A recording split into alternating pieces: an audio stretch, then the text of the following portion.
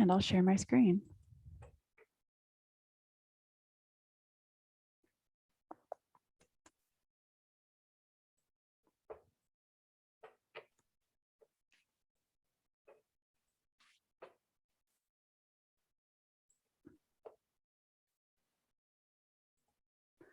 All right. Can we see it? Beautiful. Thank you so much for being here, so much for joining me again. My name is Paige Stewart. This is the Feminine Voyage, Understanding Her. What the heck does that mean? We are going to dive into all of that. Similar to last month, going through the masculine voyage, there are several different stages in both the feminine and the masculine journey. So this month, we are focusing on the feminine. So why is this so important to me, Paige Stewart?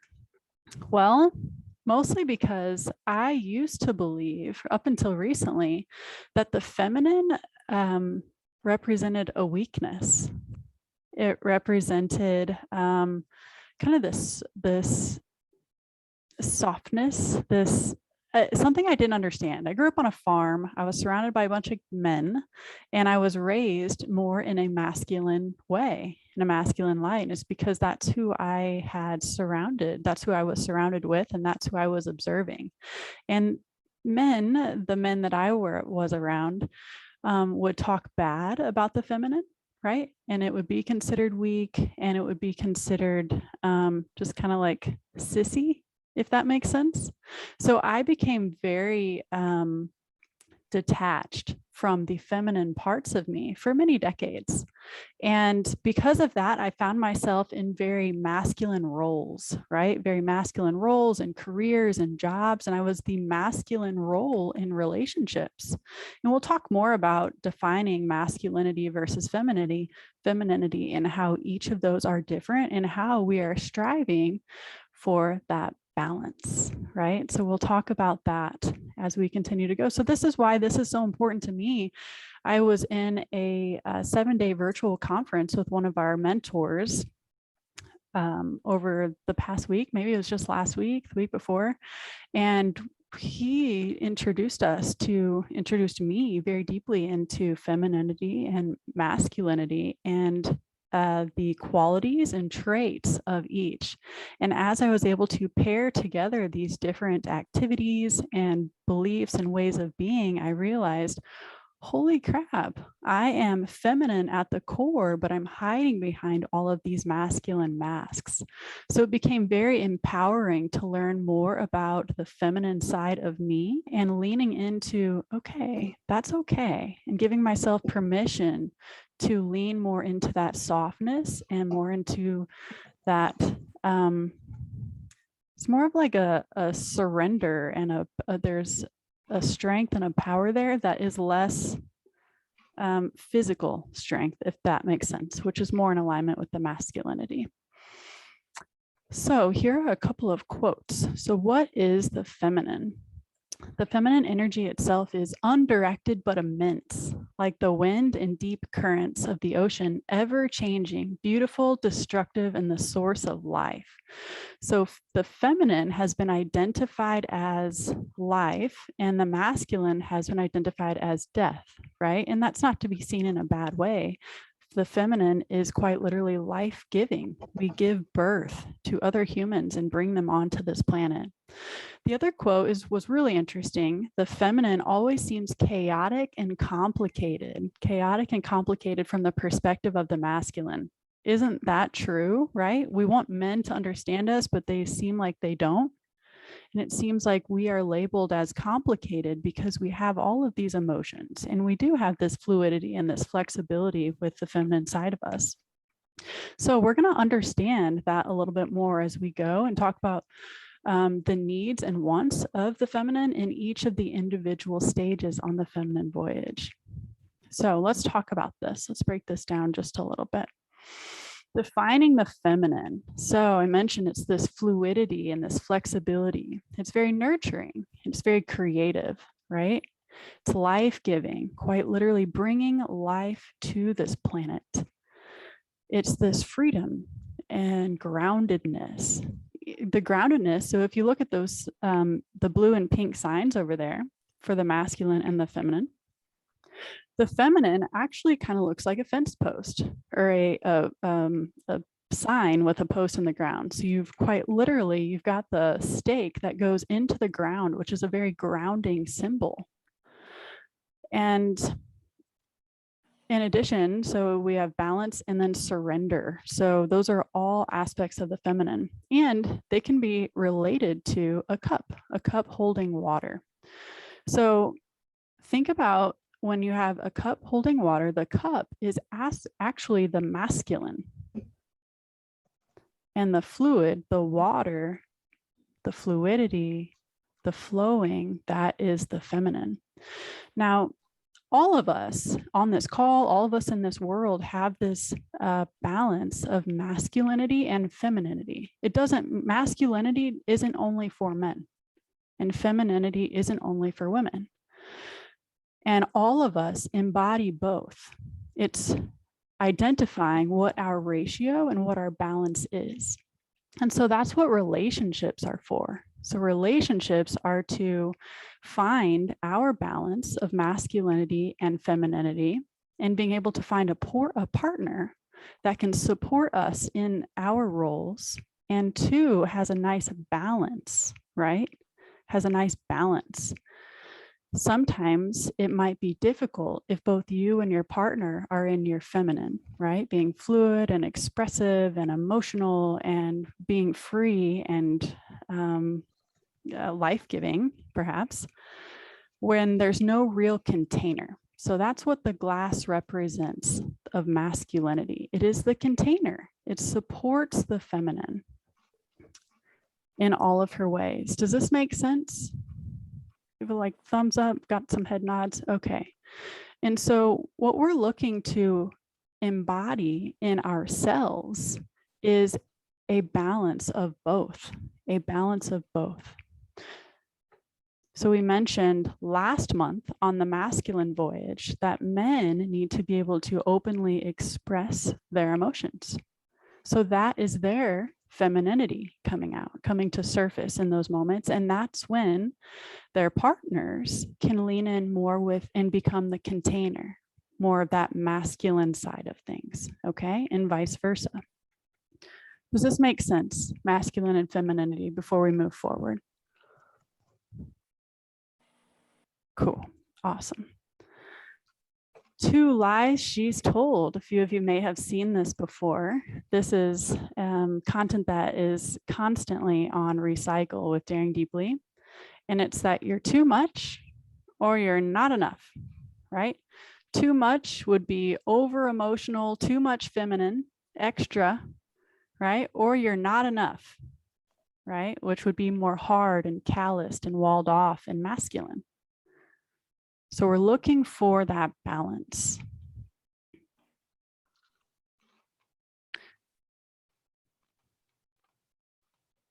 Okay, so I would love to popcorn around the room just briefly. Who are you here for? It could be for you.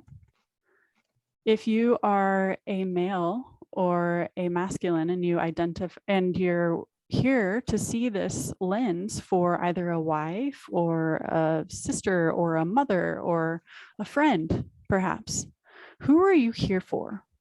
Why are you interested in learning this content? So I'll let you ponder a couple of those questions. I'm going to stop sharing my screen so I can see your beautiful faces.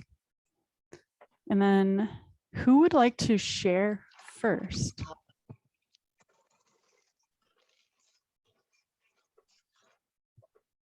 Oh, wow. Speaker.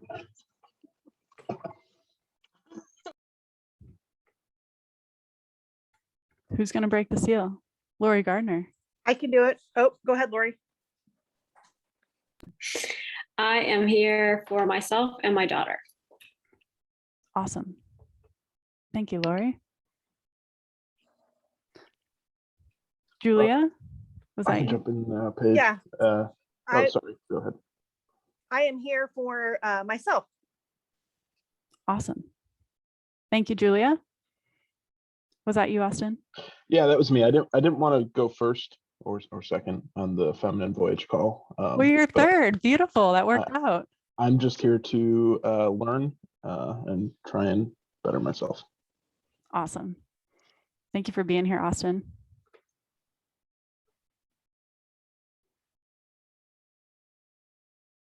Me. Hey, KFab. Can you hear me?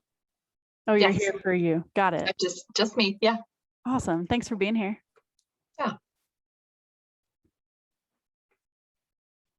I'm very settled in my feminine, and I have to settle in a lot to my masculine over the last 10 years, being a single mom for a few of those years, and pretty much running the show now in my own space. So definitely how to lean into that feminine side a lot more.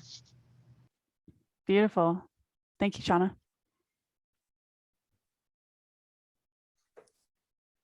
I'll go next. I'm here for myself, and I want to learn. I went to the one last month, and then this month, just so I can learn more about how to have better relationships with men. Awesome. And in order to have better relationships with men, we have better relationships with ourselves. Thanks for being here, Martha.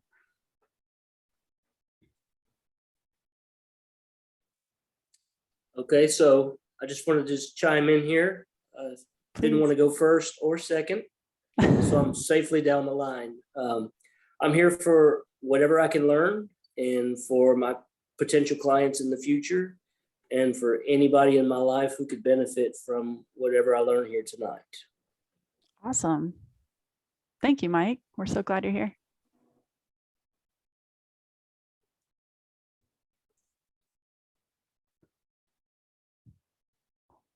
Sean, Sam, rock, paper, scissors. I am here for myself, and having listened to the Masculine Voyage, not here, but at a retreat, it was amazing. And I'm sure I have a lot to learn and welcoming. Don't we all? Don't we all? So glad you're here.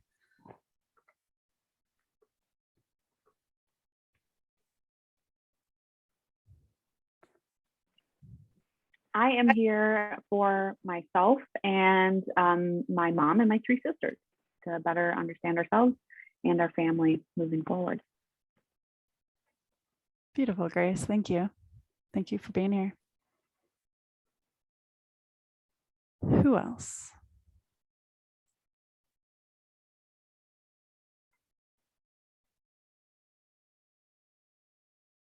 Going once?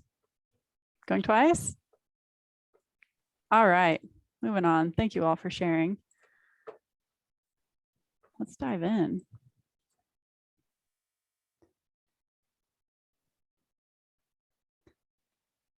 Okay, the Feminine Voyage. Similar to the Masculine Voyage, there are several stages. The masculine has 6, the feminine has 7. The first one is the daughter. So the daughter is typically between 0 and 12 years of age, though I will say that there are some age ranges all throughout the stages, and they are general, they are rough.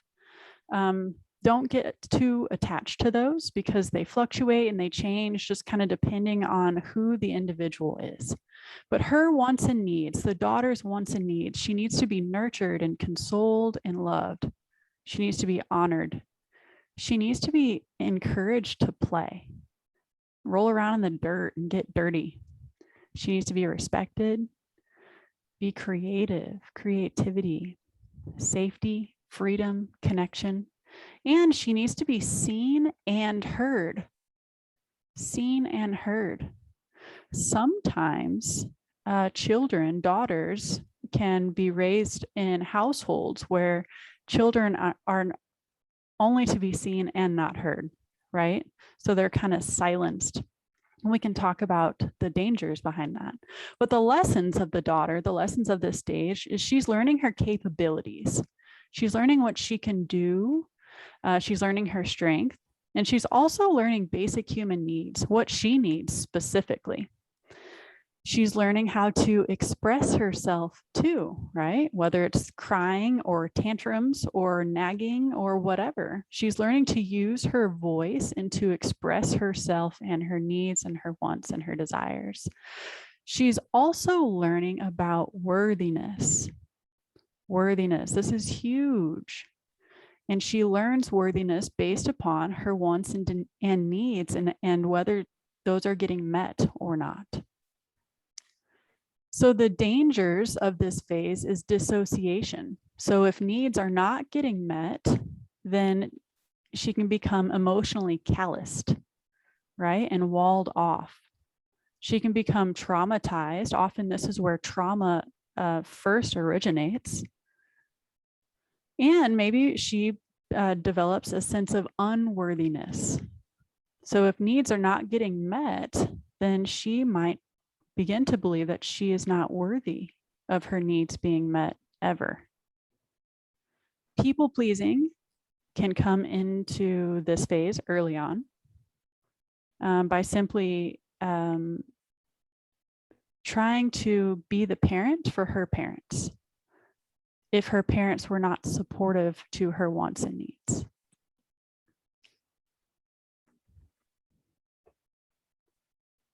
So she needs to be able to express herself in ways that are validated, it's okay, and that she's received. This is really important.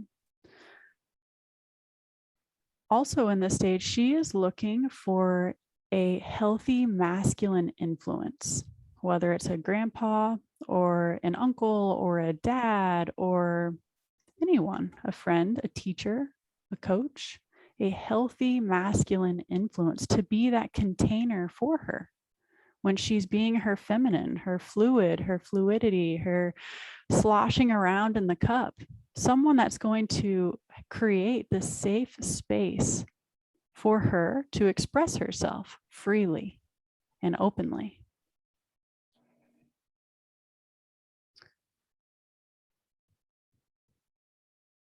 She's, oh, one thing, and I have notes over here too, that her performance is not indicative of her worth, right? So this is where when we begin to make mistakes as a child, as a daughter, and depending on how those mistakes are received, she can then place her worthiness attached to her actions and what she's able to do and not do. It can be very hard.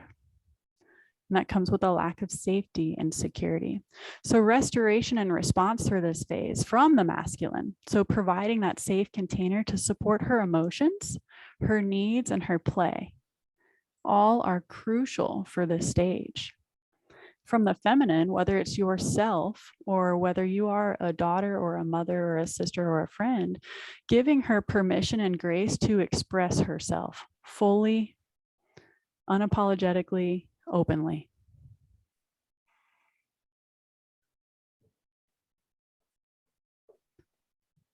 Good on this phase? Okay. This sets the foundation. Oh, David, did you have a question? I had just one point I wanted to make to ensure, because I did recognize this and express this on the Masculine Voyage last month, is as these stages, as we move through these stages, it's really important. And that's why we have the restoration and response, because the power of this voyage, the power of these stages is that, you may be watching one of these slides and thinking, I didn't have this. Oh my goodness, what am I going to do? And that's why we have restoration, is that we can always go back and we can begin to heal the trauma that's expressed in each of these stages so we can return. So not to feel like, oh, great, I lost this stage. Now what am I going to do? It's really, really powerful. It's to understand, ideally, in a perfect world, is that we move through these stages eloquently, passionately, expressively, and it's not too late. I just wanted to add that. Thank you, Paige. Beautiful ad. Thank you very much. Also in this stage, this is kind of like the crossroads where most can break off to be a girly girl and one can become a tomboy. It all depends on the nature of the nurture, right? For me, I went tomboy because that's the type of nurturing I received. And quite frankly, many of these wants and needs were unmet for me. And that's where I experience the dissociation and I'm working through unworthiness and people pleasing. So I'm very much so on this journey with you. And returning back and reflecting back on my stage of the daughter has been very healing. To say, okay, these needs were not met. How can I meet these needs today and moving forward? Okay. Up next, the damsel in distress. Okay, so we've got the damsel, roughly 13 to 19 years of age. So puberty, coming of age, wants and needs. So she's got this intense curiosity. She's always asking why. She's looking for freedom and experimentation and rebellion. She's leaning into and exploring sexuality, and she's leaning further into masculine influence. So you see in the first picture here, she's kind of leaning away from mom in this phase. She's kind of pulling away from her, which is where some strife and some arguments and more conflict can begin to arise between the two feminine in the household. And she's actually needs and wants to lean into dad, the masculine, a masculine figure. She's doing this to learn more about the partner in which she wants to attract. Does she like the way that dad treats mom? What does she get away with him with? Like, what does she get away with? She's really observing him in this phase.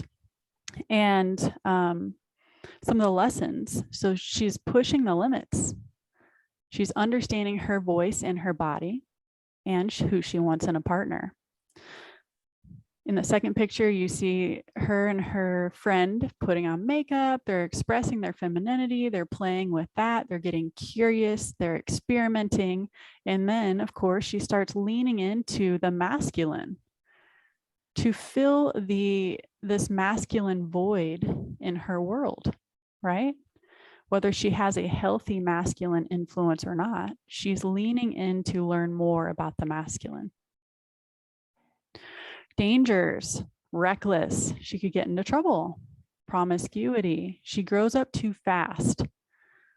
So whether that's delinquency, it could be pregnancy, it could be anything. Growing up too fast. Judgment from others becomes louder, and body dysmorphia is also a danger here, as she's leaning into her sexuality and this body image, right, that she sees either in her peers in school or perhaps in the media.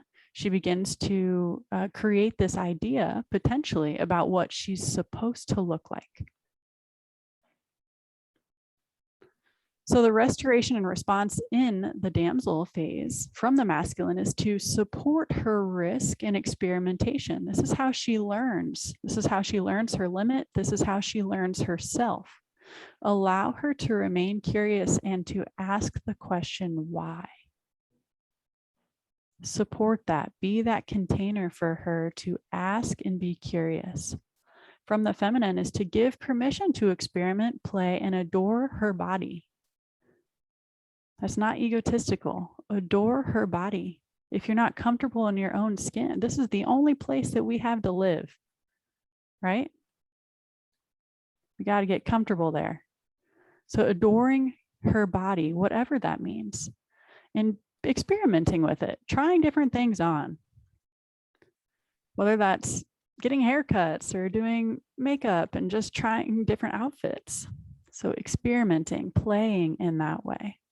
Leaning into the feminine here in this phase is really strong, really strong.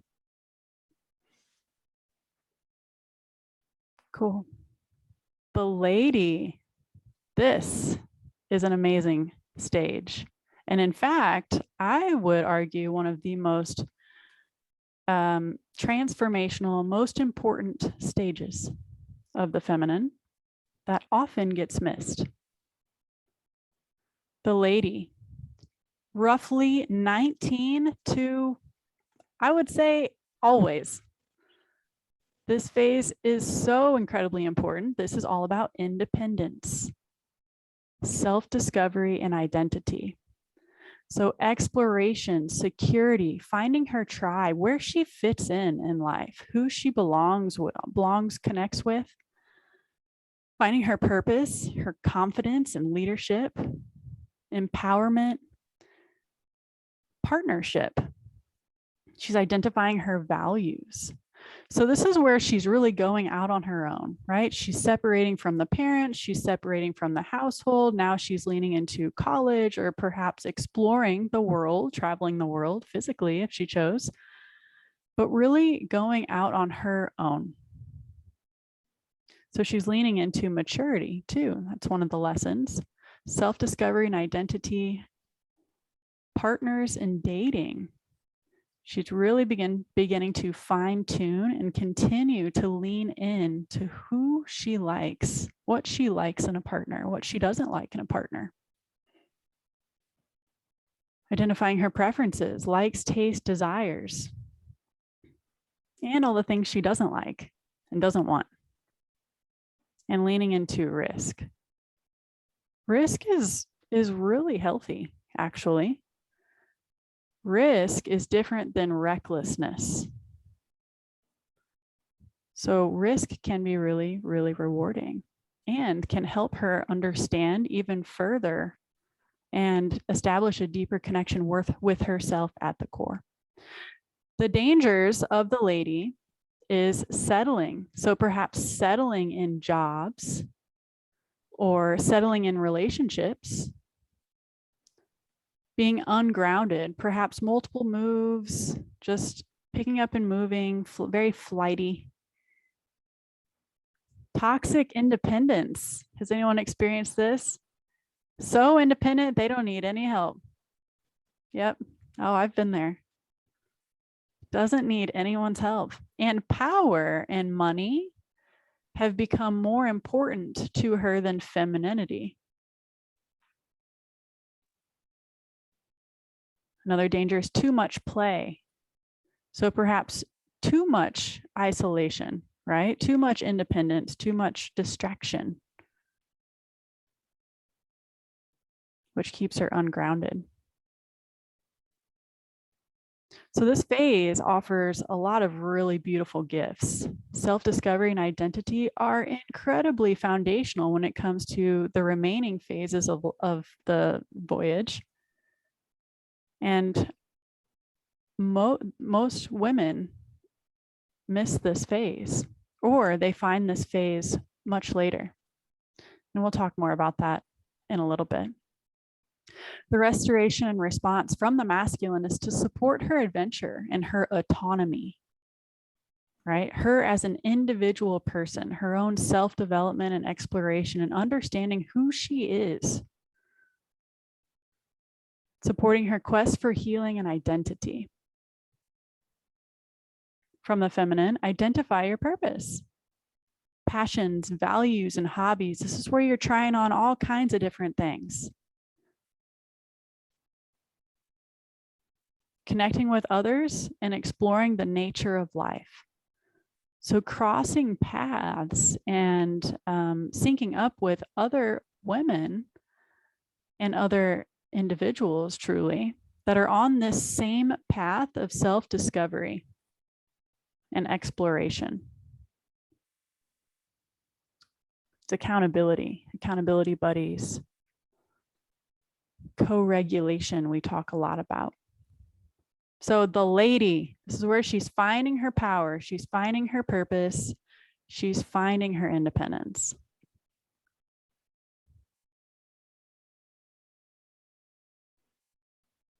Princess. This might seem out of order. Seems like the princess would come much earlier in the journey.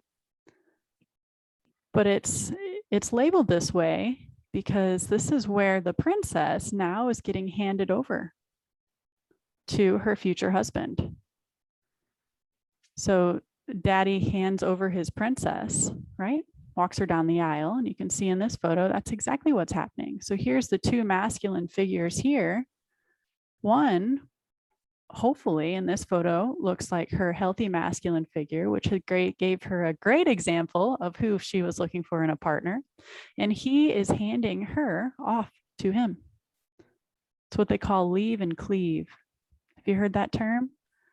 It's where the woman leaves her parents, the household, and now begins to partner with her masculine selection, and they create their own home together, their own family.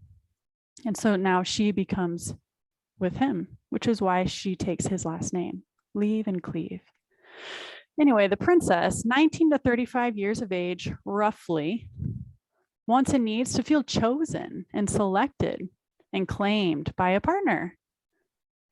She needs that stability and security and trust. She's looking for protection and just unwavering support. She's looking for grounding because that's important to the feminine, as we learned. She's also looking for vulnerability. She needs to be able to express herself in this new container with this new man and this new partnership. The lessons she is learning about partnership, what that means, right? So finding that balance between femininity and masculinity and how that syncs with her partner and finding this big, beautiful, wonderful balance. And she is building together. They are building their own home and their own family. She's learning longevity and maturation. So taking care of things, sustainability, teamwork. The danger of the princess phase is complacency, right? She can become checked out. It can become stale. Getting married could have just been checking a box. Okay, now what? Enmeshment and codependency is also a danger in this phase. As you partner up with your partner, you get all tangled. It's no longer autonomous. You become the same. You have the same passion and the same purpose. You do all the same things. There's no identity. She's lost the identity that she worked so hard to create in the lady. So restoration and response of the princess from the masculine is to support her vulnerable expression and vice versa for the masculine, I'll say, and to protect her and to claim her. This is very important. She must always feel protected and always feel claimed in this stage. And from the feminine, this is crucial to transcend and heal prior stages in order to fully commit to an autonomous unity. So transcend and heal prior stages, which is the daughter, the damsel, and the lady, in order to commit, fully commit to an autonomous unity, autonomous, remaining herself in unity with her partner as one. Does that make sense? Yeah. It's a really, really, really, really important stage as well. Let me see if I have anything else for you.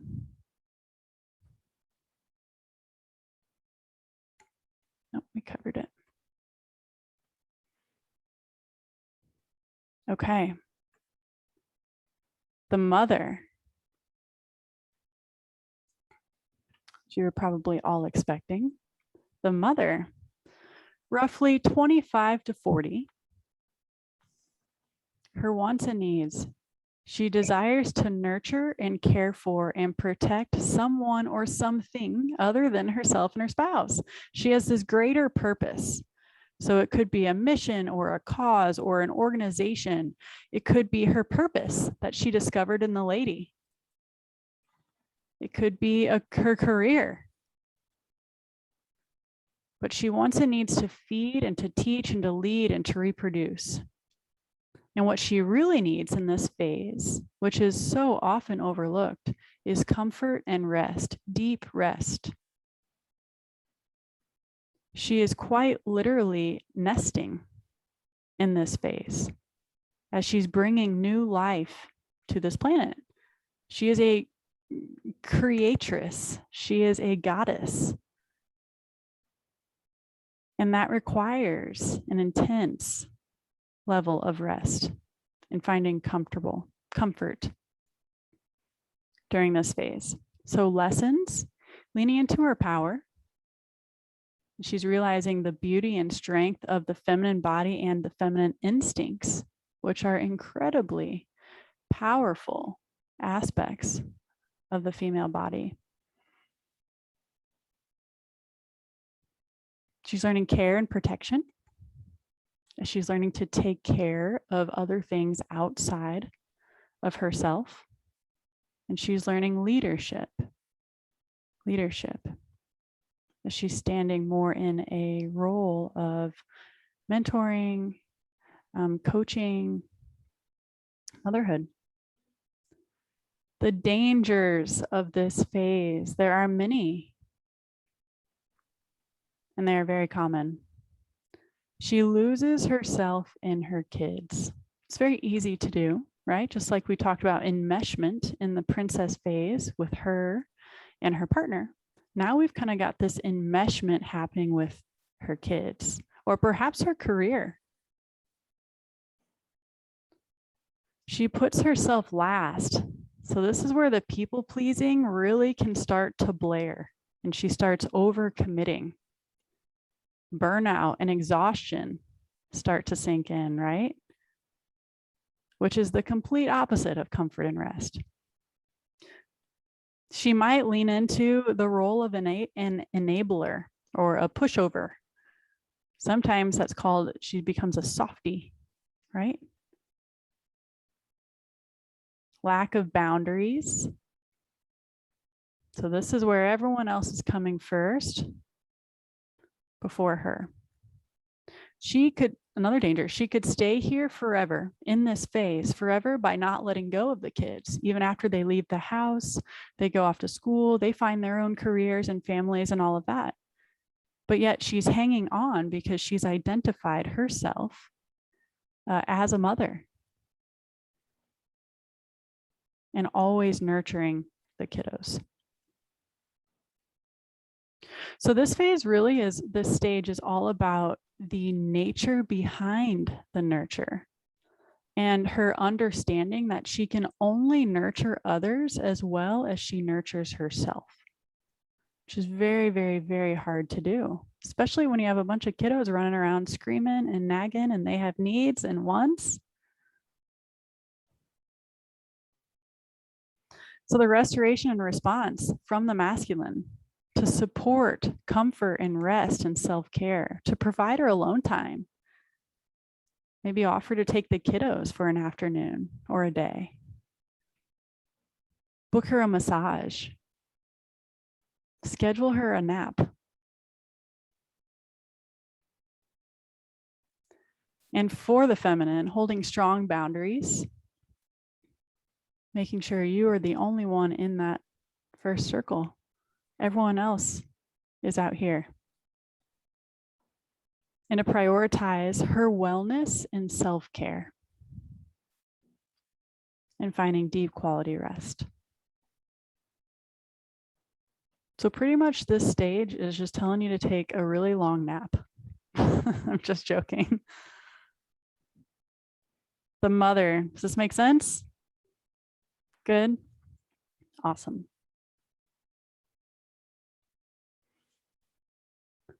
The queen, it's a beautiful phase. The queen, it's important to note that the queen has prerequisites.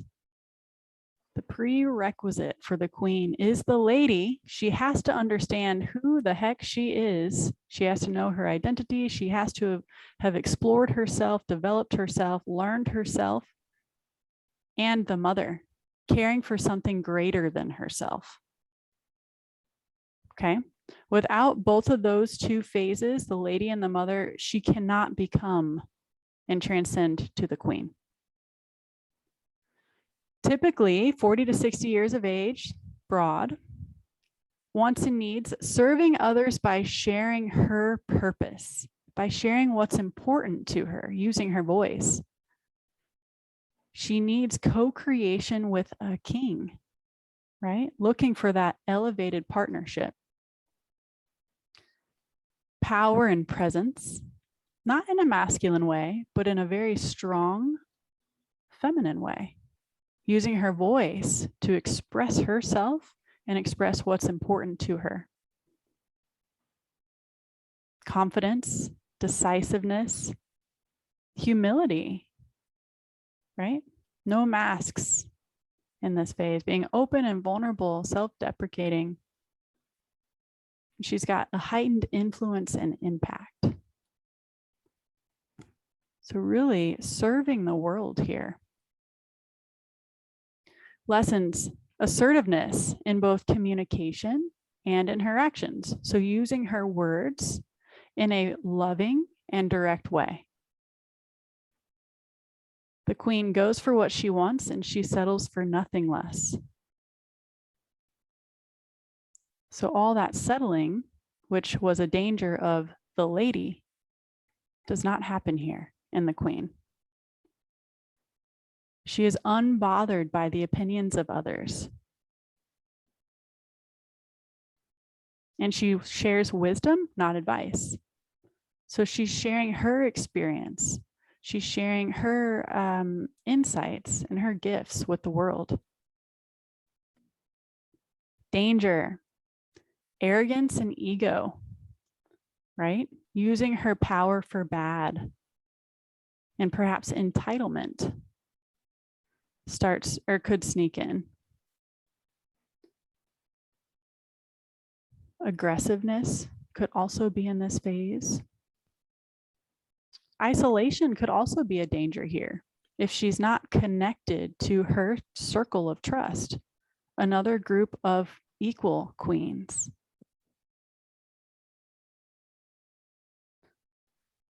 Anger and bitterness could creep in. So restoration or response for the queen from the masculine is to serve his queen by stepping into his king. That's how they up-level each other and they continue to grow and evolve and learn, right?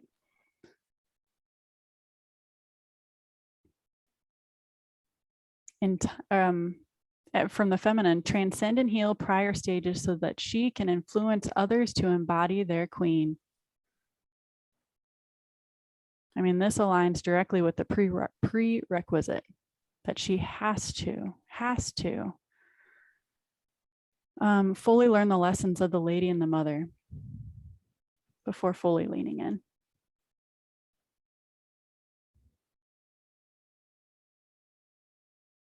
We've got Beyonce there because she's Queen Bee.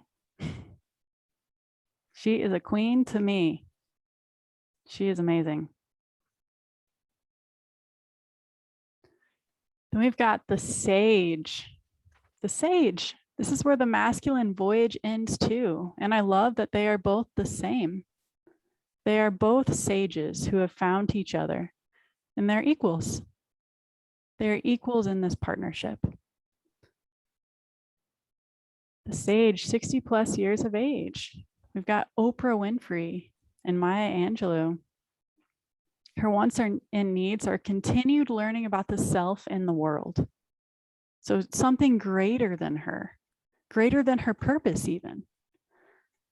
She needs self-reflection, generosity, this deep knowledge and this yearning to connect with others who have equally deep knowledge.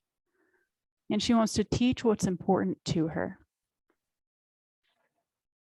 So this stage, the lessons, less doing, more being.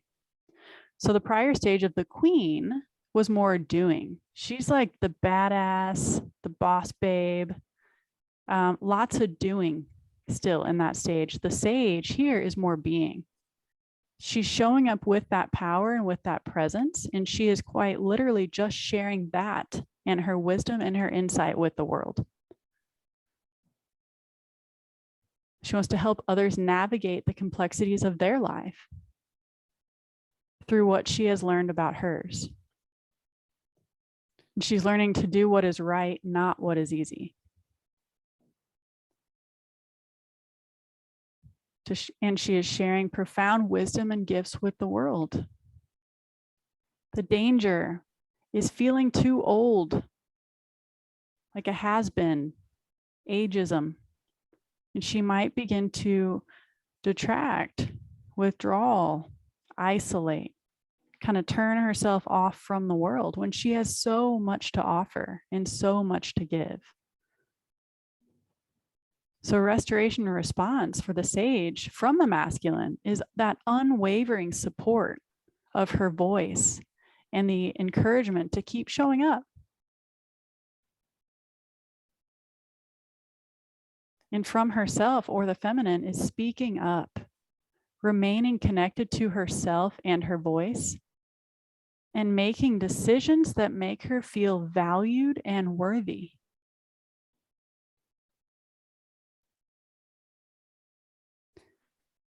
Continuing to share her whole self with the world. And as I mentioned before, that's simply just showing up with her presence and her wisdom.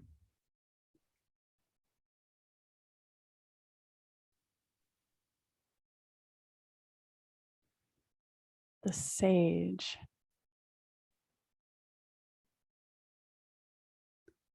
So that is our feminine voyage. We talked about the daughter, the damsel, the lady, the princess, the mother, the queen, and the sage. As I mentioned previously, the lady might get skipped completely. As the daughter becomes a teenager, and then after high school or college, it's let's go get married, and then we're going to have kids. She becomes the mother. And then at the other end, when the kids are leaving the household and empty nesting begins, and she's waking up and saying, wait, who am I? I've lost myself, right? It's what people label as midlife crises. She's disconnected. And the truth is, she's never been connected. She hasn't had that self-identity, that self-exploration. And so some, after they have experienced the mother, they might come back to the lady, and that's perfectly okay. That's perfectly okay. And all of these are completely fluid, right? Just like the ages. You might be in two phases at one time. And that's okay. And so giving yourself permission to lean in and to feel and to experience all of the lessons of each phase, so you can further develop the connection with yourself and just understand you.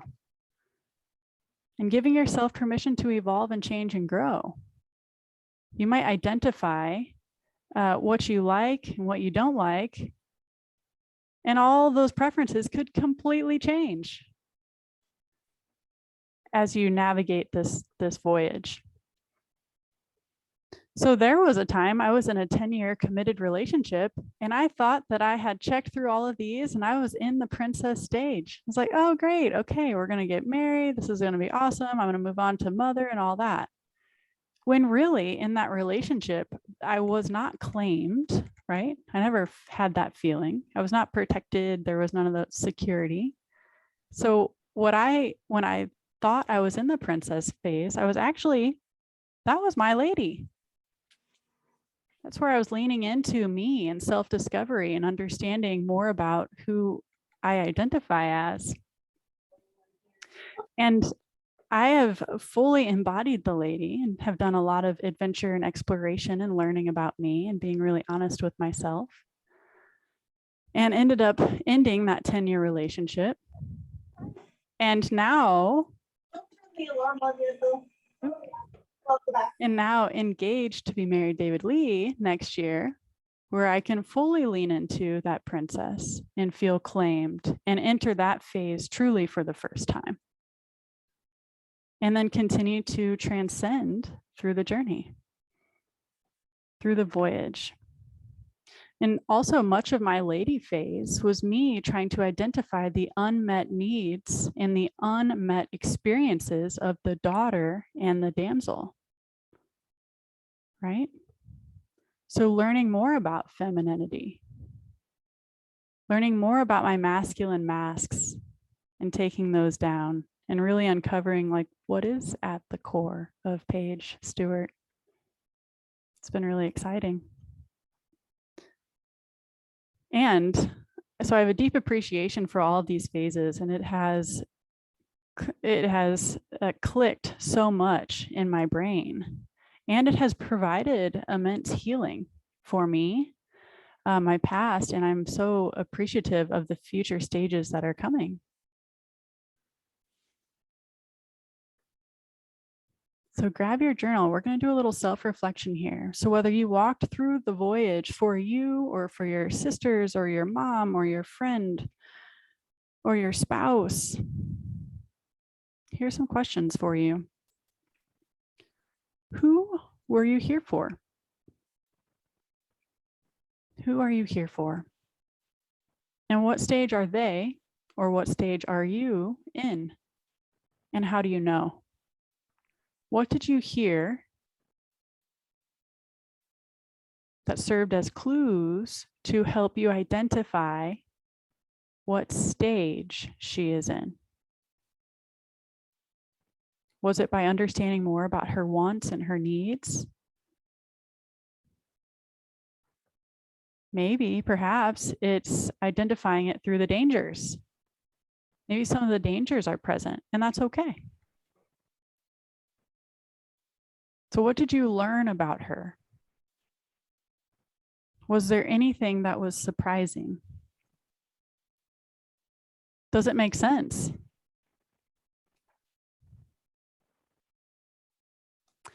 How can you support her reclaiming this feminine journey? How can you support her transcension with action? What action can you take, in other words? And then by when? What would you like to challenge yourself to?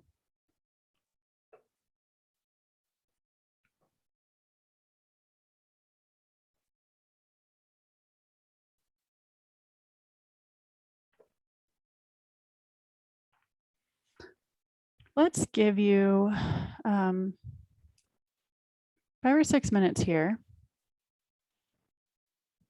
to do a little journaling, self-reflection. Let you try on Paige, these. may I interrupt for just a second before we jump in? Lori Please. Gardner had a question that may provide some clarification through this journaling. So Absolutely. her question was the prerequisite. So are you saying that you can't be a queen if you haven't had kids? Good question. No, correct. So the mother of the kids can also be a career, a purpose, an organization, something larger than herself that she is nurturing and feeding and taking care of. Did that answer the question? It doesn't have to be children. And then Lori Allen just asked a similar question. Can you move through the phases if you remain single? I believe that you can move through and up to the queen. A big aspect of the queen is the king. And the king can draw out more of the queen in you. And so I think that that elevated, evolved partnership is what takes you beyond those stages.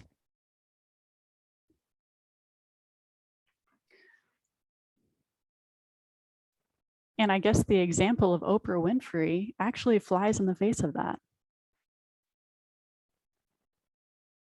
So I would say it is fluid. There you go. It's very feminine.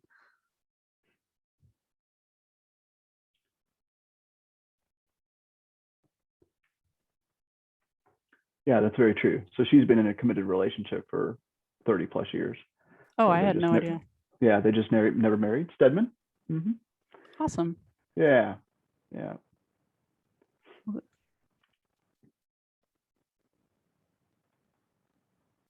Great questions. Thank you.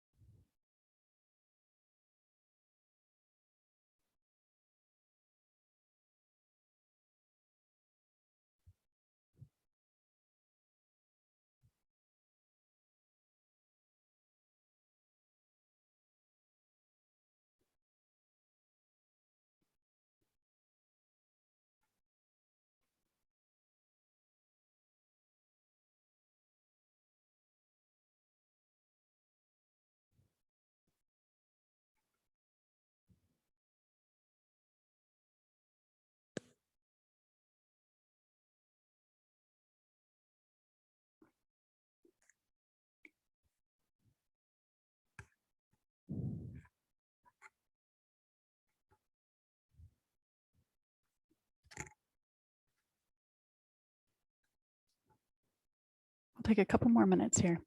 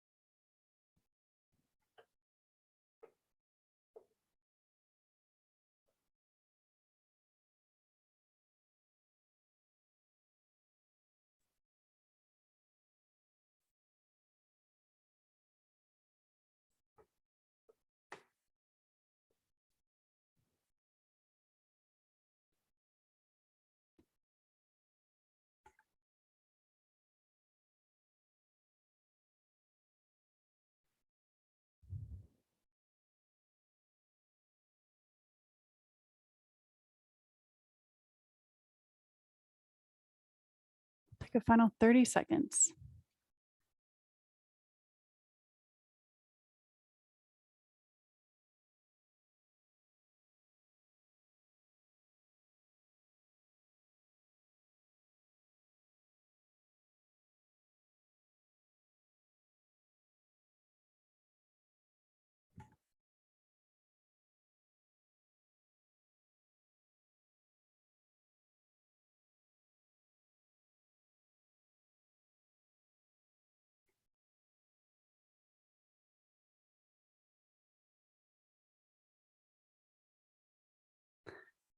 All right.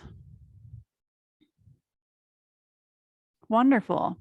So what we'll do now is we'll open up the floor. We'll do some group sharing. I would love to know what resonated with you. What are you doing with all of this information? Who would like to share first?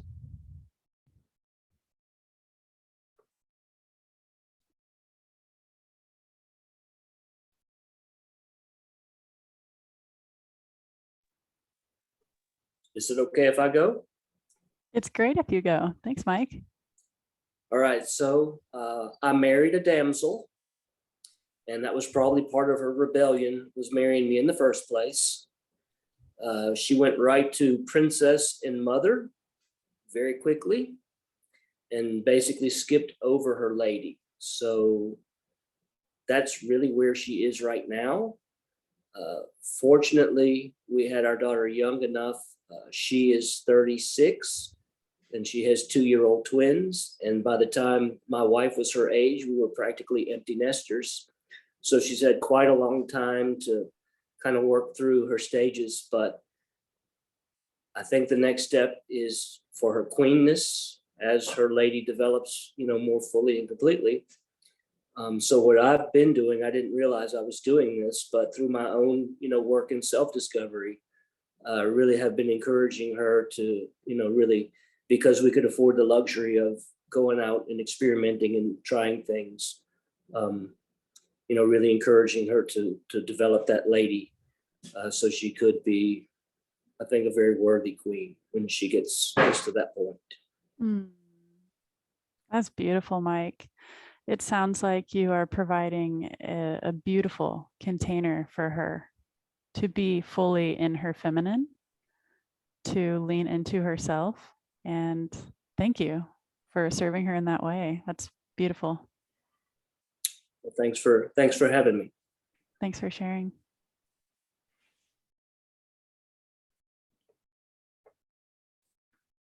Who else?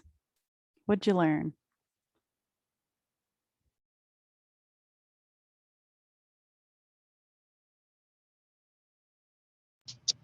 I could share. Okay. Thank you, Lori. Oh, Lori? Oh, somebody else? Shauna. Shauna, you can go.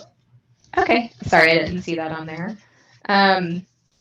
So with my dad, I always felt very loved and taken care of. And I kind of wonder if I wasn't, well, I know I was overprotected from my parents, both of them. And so my dad, though, I definitely leaned away from my mother in my teenage years, and we butted heads, and I was very passive aggressive, and my dad was like my landing space. And so that was a beautiful relationship. And I still think that is probably now part of my problem because I am kind of waiting for that man. And so leaning into my queen, I'm seeing where I'm struggling. I'm settling in some areas. I'm indecisive. My voice, I'm getting much more confidence in. And I think also with the mother, I loved going through the mothering stage, and now I'm having labor pains of the business and, starting all of that. And so it's like birthing another child almost 21 years later in a completely different realm than what I was when I gave birth to my son. So it's and doing it like on your own, like is a completely different space to be in than when I had a partner with that. So it can be very scary, and I kind of rock back and forth between the daughter wanting that safe space to be protected, and queen, like, I'm gonna own this. Y'all just need to, I got this. Okay, y'all can just sit back and watch, because this queen is gonna be loud and proud. And y'all come into my kingdom or my queendom, and we'll do this together. So there's finding that balance of all of those together, and pulling from the feminine, and being fluid, and being comfortable in that fluidity can be a little scary and exciting, and all those beautiful things. That's really, really good. What can you do to support yourself as you transcend and explore and navigate the lessons of the queen? Oh, good Lord. What can I do? There's a lot of breathing that's happening. Makes sense. Centering, grounding, all of those things. I'm, of course, coaching with y'all, and having a tribe that I can grow with, and leading some of those things has definitely helped propel me, and leading the 90-day detox, and sometimes people aren't able to show up, and sometimes it's just one, Lori Allen, that has shown up every single time, except one, and she just was like, I need to take some time to myself, and honoring that, and seeing her lead in those situations, seeing other queens lead in those different situations, to where they're finding that space to go, I need to take time for me, and whatever that looks like, if it is resting, if it is playing, whether it's whatever direction it goes into, it's taking ownership of that, and supporting that. So I love it. But I have definitely found that leading this group has definitely put me in a different situation of how I carry myself and how I speak. And I feel like I'm bumbling through it a lot of the time, and that's okay. It's definitely kept me accountable, if anything. So it's been good. You're just showing up despite the fear. Yeah. Amazing. Beautiful work. Thank you for sharing, Shauna. Who else? I don't want to say, oh, I was thinking of myself, but I did think of myself, but as well my daughter, because we've definitely been on this journey together. And she is a damsel, even though she's in her early 20s. It didn't surprise me that she fell into that.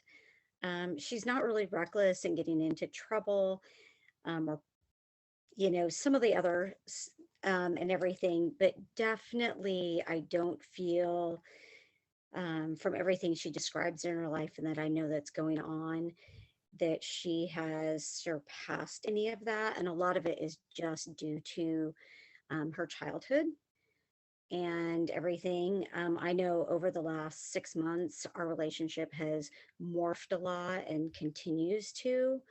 And I've just tried to be really supportive of her. But in looking at these stages, it was really important for me to see where I fell as well, because I know my childhood. So I know I fall back needing to heal some things there as well. So I feel like I need to heal from that daughter stage as well, so that I can actually be supportive to her, because I don't feel like I can be 100% supportive if I'm not 100% myself. You can't support her daughter without first supporting your daughter. You. Yes. Wow. That was very wise, very powerful, huge awareness. Thank you for sharing, Lori.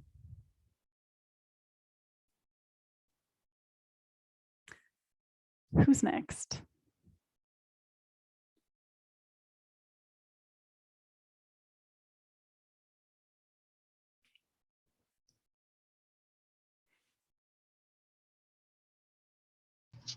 Just a quick little addition to what you were saying. You can't work, can't heal your daughter, or what did you say, Laura? I can't remember what you just said about can't work with her daughter until you heal your own daughter, until you heal yourself, sort of thing. It just reminds me of the Burning Man, where they had the adults back to back, and then when the outside burned off, and then the two little kids were just trying to touch each other. They just wanted to love each other, and so that is I think, a beautiful picture of like part of that healing process and kind of burning off that old burning off the layers of the crap to be able to get down to what really matters. Healing the daughter or the son, depending. I'll have to look into that. I'm unfamiliar with the Burning Man. So thank you for that insight, Shauna.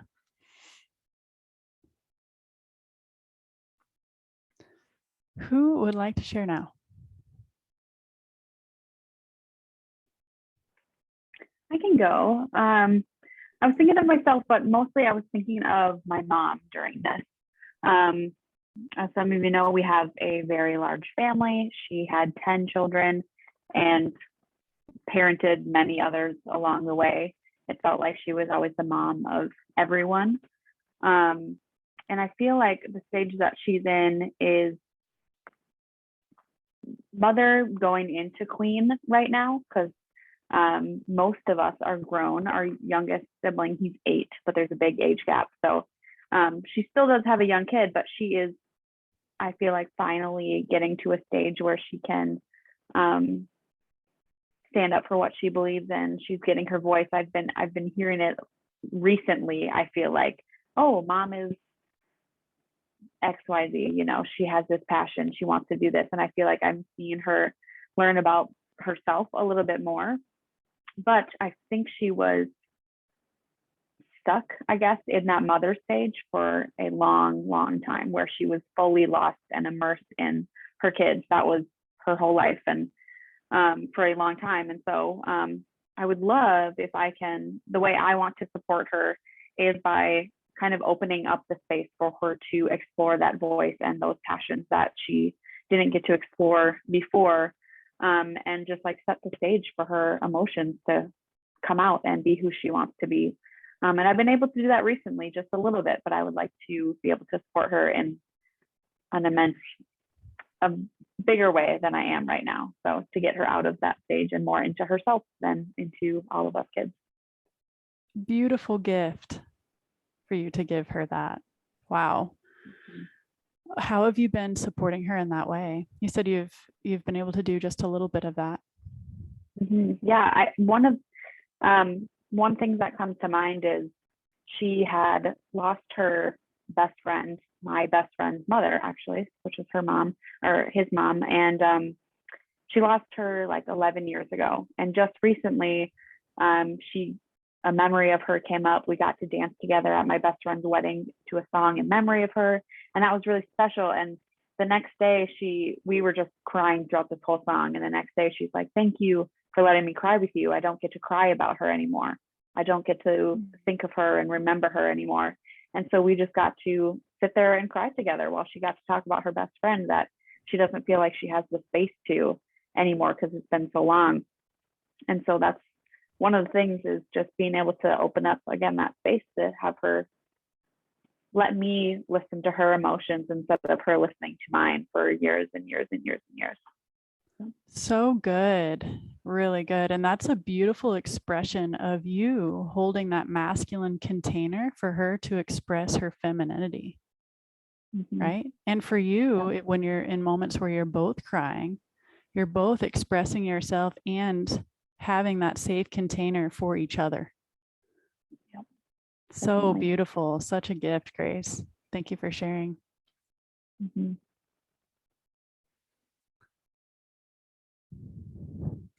else?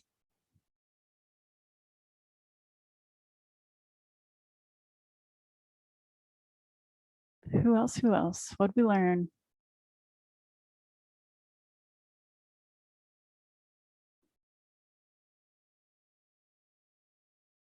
Austin, Julia, Samantha, Lori, Martha. Sean. Who's going to do it? Who's going to break the silence?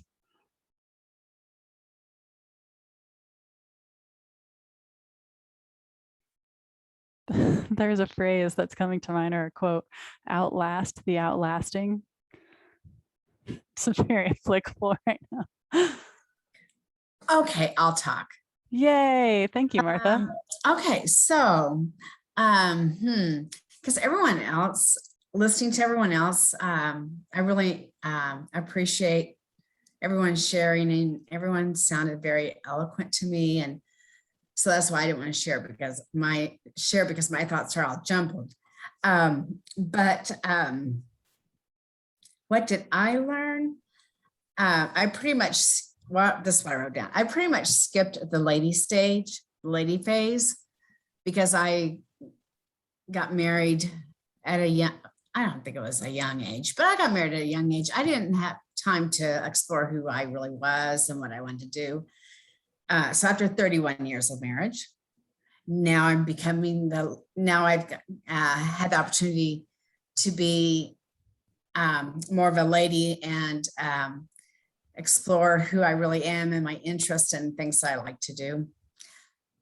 But I'm jumping around, but I really appreciated the story that Grace told us about her relationship with her mom, and Lori, your relationship with your daughter, because both of those stories just really resonated with me and my daughter, because I often joke about my daughter's more of a mother to me than I am to her, because she's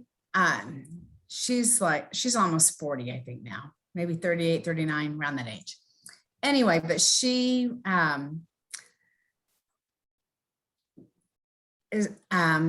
really helps support me and guide me when I kind of veer off a little.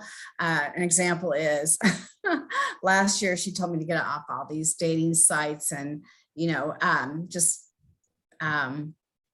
find out who I am first before I jump into another relationship. So I just really appreciate the support that my daughter gives me constantly. And she always has wise words for me. And she's very supportive and not, I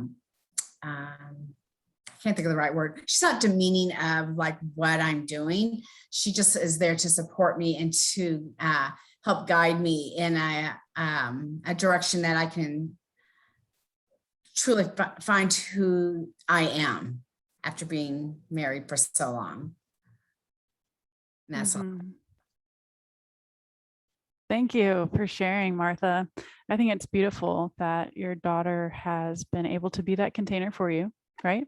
And now being able to express your femininity and kind of find that mutual partnership with her. That way she can lean out as the responsibility of parenting you. And as you're leaning into your lady now, furthering to develop the connection with yourself and your own identity, I think will truly free her into her next level on the voyage, whatever that may be, which is just the gift that keeps on giving. So thank you for leaning in and being courageous and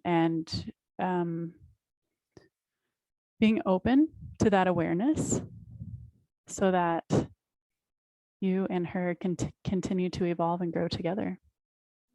And thank you for sharing. It was beautiful. Okay, do we feel complete on shares? Going once? Going twice? All right. I'm going to share one last time. Awesome. What is next? First, one final note on all of this. So the feminine voyage, it can feel super heavy. So I don't know if you're feeling really heavy, like, oh my gosh, none of my needs were met. I never got anything I wanted. Who the heck am I? I'm supposed to be all these different women and all these different stages and everything's blurring together. And I feel like a total mess.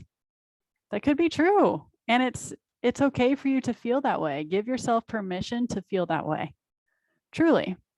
And then courageously lean in and say, okay, I know that this is where I am, and I know that this is what I want, and I know this is where I want to go. And so rather than being fearful and allowing this to be super heavy and full of weight, instead allow this to be empowering to you and inspiring. And as a motivator and confirmation that you're on the right path and you are perfect exactly where you are.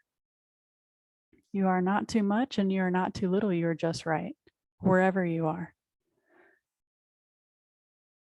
So let that be my final thoughts for you on the feminine voyage.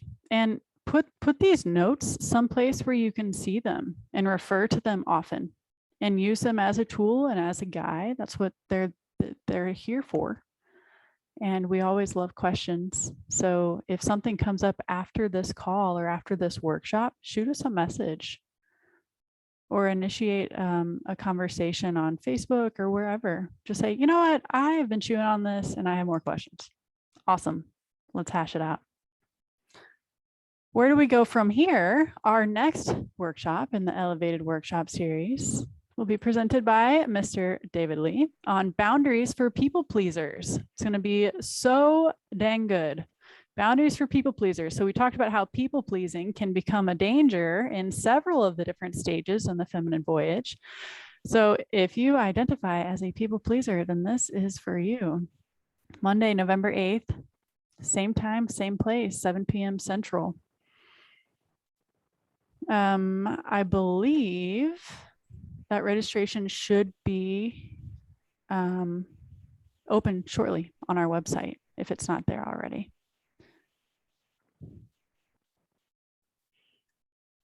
That's all I've got for you. David Lee, do you have anything to add in addition to? Hold on, I'm still clapping. I'll be right with you. Yes.